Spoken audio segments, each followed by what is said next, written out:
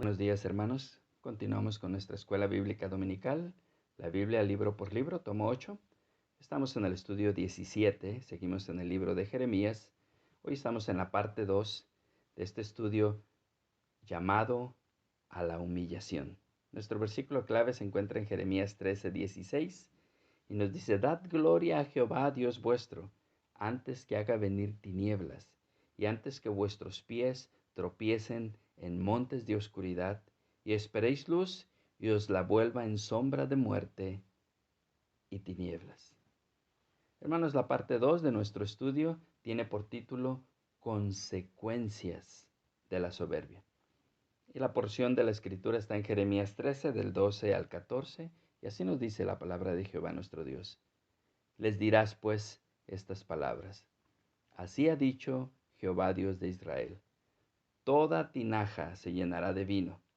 Y ellos te dirán: ¿no sabemos que toda tinaja se llenará de vino? Entonces les dirás: Así ha dicho Jehová: He aquí que yo lleno de embriaguez a todos los moradores de esta tierra, y a los reyes de la estirpe de David que se sientan sobre su trono, a los sacerdotes y profetas, y a todos los moradores de Jerusalén. Y los quebrantaré el uno contra el otro, los padres con los hijos igualmente, dice Jehová. No perdonaré, ni tendré piedad ni misericordia, para no destruirlos. Hermanos, la embriaguez, ¿por qué tiene esa similitud con la soberbia? Bueno, vamos a mirar que la embriaguez aparta el entendimiento. La embriaguez ha sido un gran problema para toda sociedad. Y no en sí misma el hecho de que la persona esté tomada ahí, sino lo que representa. Representa falsa desensatez, falta de entendimiento y falta de juicio.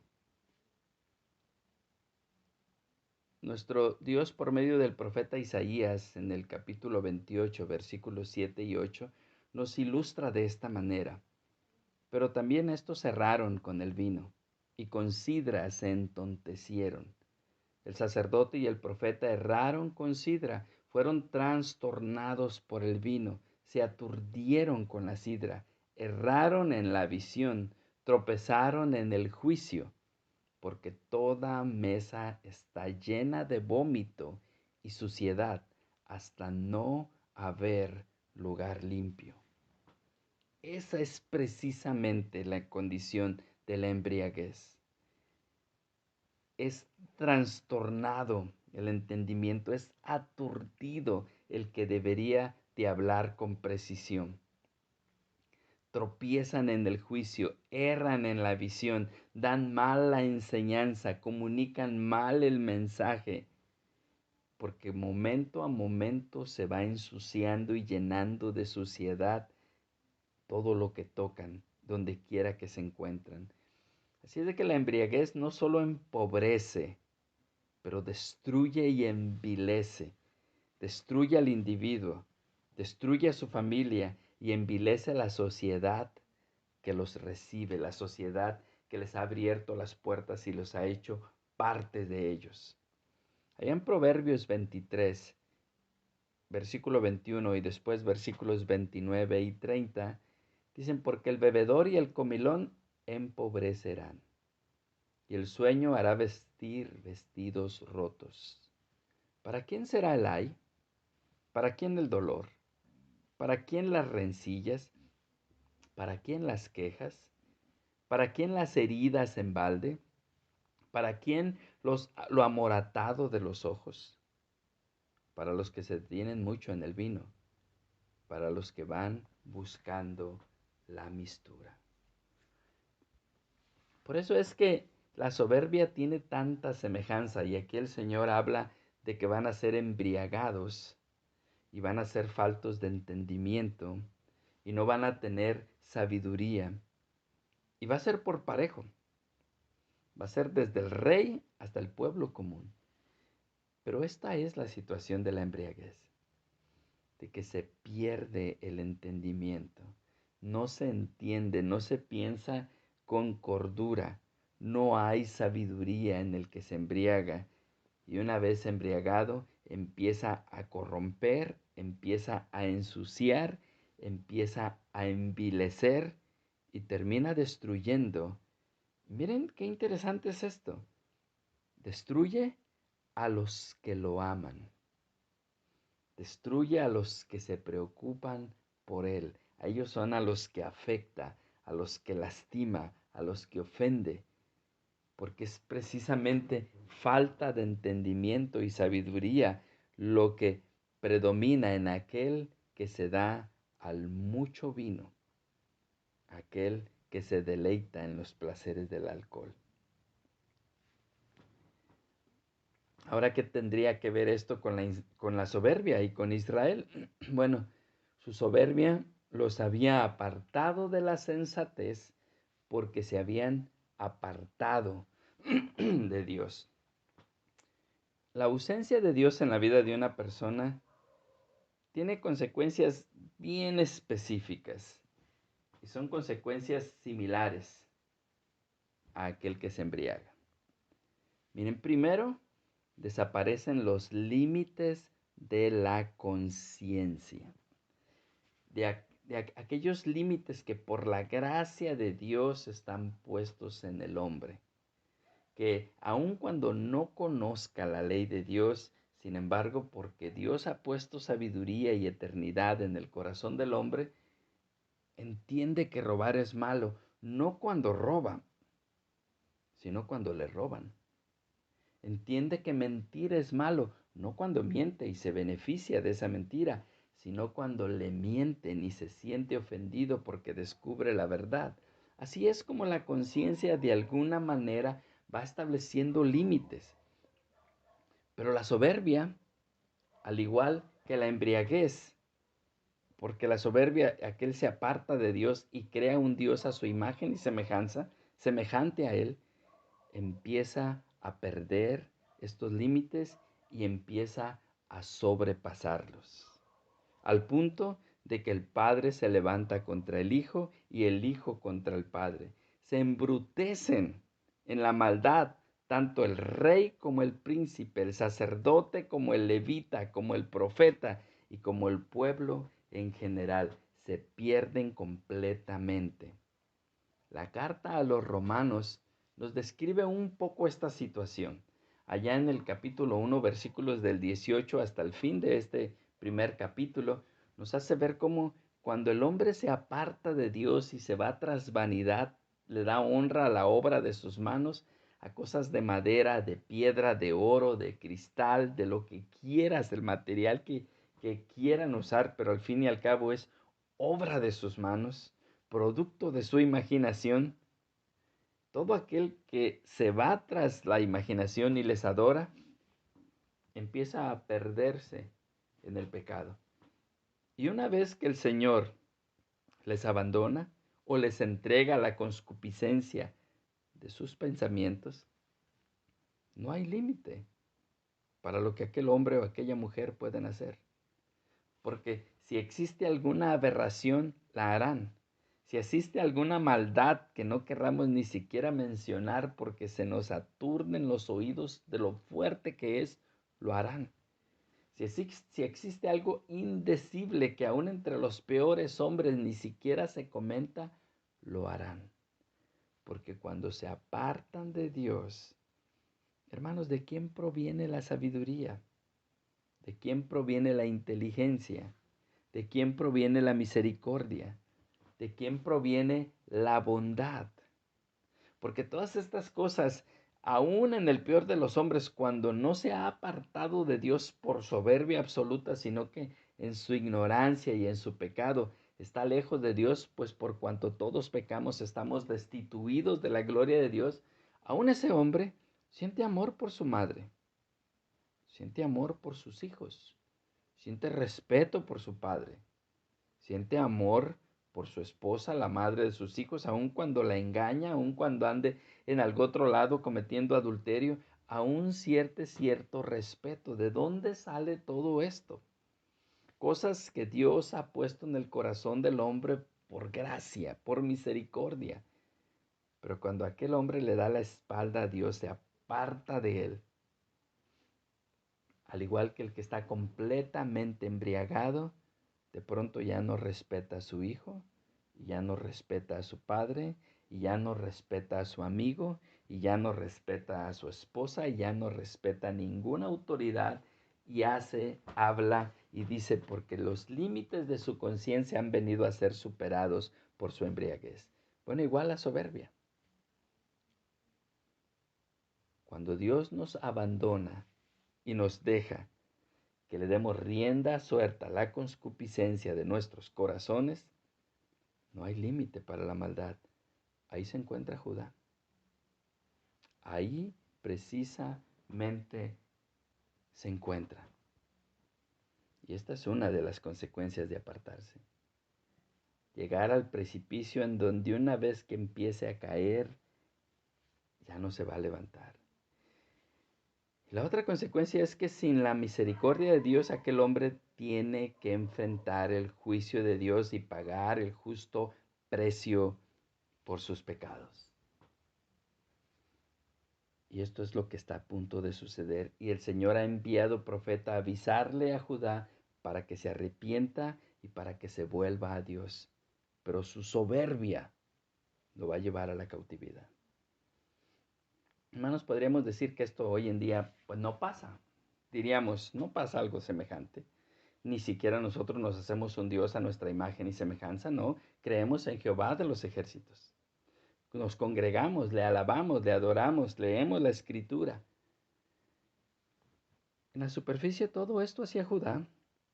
Recuerden que ellos decían templo de Dios, templo de Dios, templo de Dios, y se congregaban en el templo. Pero ¿cuál era la verdad? La verdad es que no estaban dispuestos a dejar su pecado. Continuarían con sus mentiras, con sus fornicaciones, con sus adulterios, con sus robos, con sus injusticias, y no estaban dispuestos a dejar su pecado, pero sí querían que Dios les protegiera y les cuidara, y por eso iban a la iglesia. Estas palabras son muy familiares hoy. Esto es exactamente lo que está pasando en los días de hoy. Y evidencia de que esta soberbia está apartando de Dios y está creando un Dios a su imagen y semejanza, es la idea absurda el día de hoy que el hombre tiene acerca de Dios. Y quiero que lo escuchen para ver si se les hace familiares. El hombre tiene libre albedrío y tiene libertad de hacer lo que él quiera. Hermanos, como que si fuera dueño y soberano de la creación, cosa que no es cierto. Pero el hombre es libre de hacer lo que quiera. Él tiene derecho a decidir y pensar y hacer lo que quiera. E incluso de él depende si Dios le ayuda o no. Porque si él no le da permiso a Dios, Dios se queda ahí esperando hasta que este hombre, que es un agente libre y soberano, decida darle permiso. Y mientras no le dé permiso, pues Dios no puede hacer nada. Y cuando le da permiso, como que de pronto Dios se ve comprometido a responderle inmediatamente porque vaya, finalmente volvió en sí y le ha dado permiso.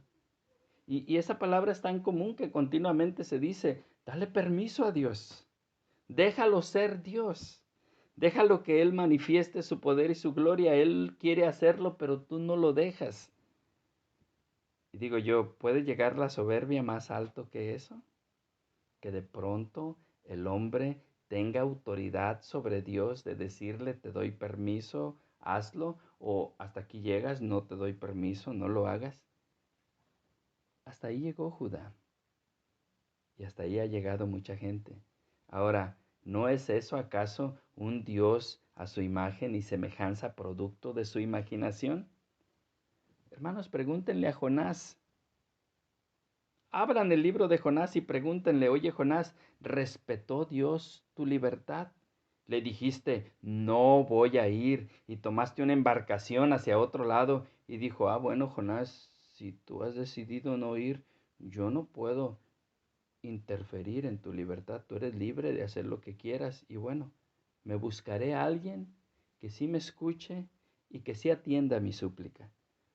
¿Les respondería eso? ¿Saben qué les diría Jonás?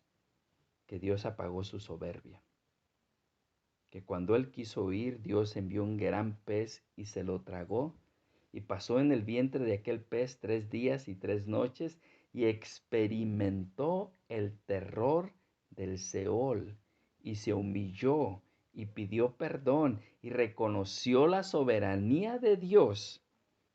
Y Dios en su misericordia le volvió a enviar. Está tan lejos hoy el Dios que muchos adoran del Dios de la Biblia, pero es por la soberbia. El hombre ahora es tan grande, tan libre, tan soberano, tan fuerte, que Él es el que da los permisos. Por eso es que de pronto tenemos que, con dolor y tristeza, escuchar cuando le dicen, dale una oportunidad a Cristo. Como que Cristo tuviera algo que probarnos. Y si le damos una chance, a lo mejor nos convence y a lo mejor nos animamos. Pero ese no es el Dios de la Biblia, hermanos. Ese es un Dios creado a imagen y semejanza de un hombre soberbio, que se cree muy superior y que piensa que tiene derecho a todo y que es libre de hacer todo cuanto quiera. Pero el día que el hombre haga su propia creación y la forme de la nada y la traiga a existencia con su sola palabra, ese día podrá realmente ser soberano. Mientras, tiene que recordar que viene del polvo. Tiene que recordar que Él está con los pies en la tierra y que Dios está en los cielos. Y que el soberano es Dios. Y que si sigue en esa soberbia, sus consecuencias serán enfrentar el juicio de Dios y pagar el justo precio por sus pecados. Hermanos, Dios no le está suplicando a nadie que se arrepienta. Dios manda a todo hombre en todo lugar que se arrepienta, porque tiene un día designado para juzgar a todo el mundo con justicia por medio de aquel que dio señal de que era su Hijo, levantándole de entre los muertos. Está muy lejos el Dios que se ha creado el hombre soberbio al Dios todopoderoso. Ahí estaba Judá, exactamente ahí se encuentra. Ahora, ¿y qué tal si tú y yo nos encontramos ahí? Mira, gracias a Dios que este castigo no era para destruirlos. El Señor no estaba tratando de destruir a Judá, sino que le está llamando al arrepentimiento y lo está corrigiendo. Y por eso le hará que vea las consecuencias de su soberbia y le humillará. Y lo entregará a cautividad y va a tener que servir a reyes paganos que ni conocían a Dios y que le dan honra a sus ídolos y le atribuyen sus triunfos a sus dioses. A esos va a tener que servir y va a tener que hablarles del Dios verdadero. Si tú estás pasando en estos momentos por una dificultad, por una tribulación, por una situación desagradable, yo te invito a que te examines. Quiera Dios que como Job sea una prueba para que conozcas más íntimamente a Dios y puedas decir un día, de oídas le había oído, pero hoy mis ojos lo ven. Pero si esa tribulación es producto de tu soberbia, de tu idea de que tú puedes, de que tú tienes derecho, de que tú eres libre, de que tú eres soberano, de que tú haces lo que tú bien quieras, ignorando que ni siquiera el aire que respiras te pertenece, es creación de Dios. El mismo llamado a Judá te hago a ti hoy. Arrepiéntete en lo que aún hay tiempo. Ya pasaste los límites de tu conciencia y tú puedes analizar que desde que empezaste con esa conducta te has permitido pecados que a Dios le desagradan y has ido en contra de la ley de Dios y te has justificado. Eso es común, porque este es el primer paso, pero el segundo no te va a agradar. Arrepiéntete. Busca a Dios en lo que puede ser hallado y arrepiéntete. No es para destruirte esta tribulación y esta dificultad, es para llamar tu atención y corregirte a fin de que te vuelvas a Dios. Quiera Dios que realmente lleguemos al conocimiento del Dios verdadero, porque eso es vida eterna. Pero al Dios que está en la Biblia, no al producto de tu imaginación, el cual te tiene que pedir permiso hasta para bendecirte, porque si tú le dices que no, aunque quiera, se tiene que quedar con las ganas. Ese no es el Dios soberano, el que hace su voluntad y no le tiene que dar cuentas a nadie. Y los habitantes de la tierra son como nada para Él. Humillémonos ante la poderosa mano de Dios y Él tendrá misericordia de nosotros. Dios les bendiga grandemente, hermanos. Espero verlos para el siguiente estudio de escuela dominical. Dios les bendiga. Hasta luego.